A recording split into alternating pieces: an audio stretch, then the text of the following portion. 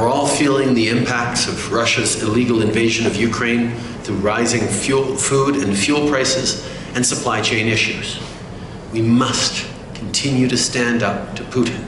We must work together with partners and allies to support Ukraine's independence, sovereignty, and territorial integrity, as well as Ukraine's democracy.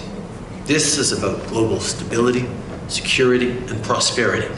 And it's something that I raised in my one-on-one conversations with many leaders, including with the presidents of Rwanda, Ghana, Botswana, Kenya, and Zambia, as well as with the prime ministers of Antigua, Jamaica, Singapore, among many others. We know from the beginning of this illegal invasion of Ukraine by Russia, Russia has been spreading misinformation and disinformation and telling flat-out lies. For example, the current food crisis is due to sanctions by the West on Russia. There are no sanctions on food.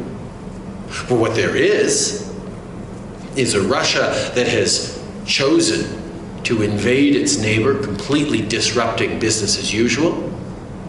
and on top of that has deliberately targeted grain storage in Ukraine, including with cruise missile strikes, at a time where the world needs that grain, and is further continuing its blockade of the port of Odessa and other ports that are preventing the millions of tons of grain currently in Ukraine from getting out to places that need it in the Middle East, in Africa, and elsewhere. Russia is responsible for so much of the challenges and difficulties that countries are facing around the world, and I was very clear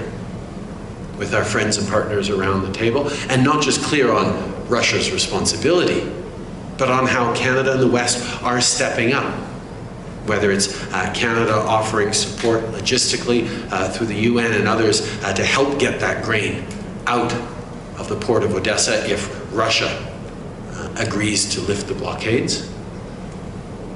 or by direct donations to organizations like the World Food Program and through the UN of $250 million that we announced a couple of days ago, on top of the $500 million we've invested since January.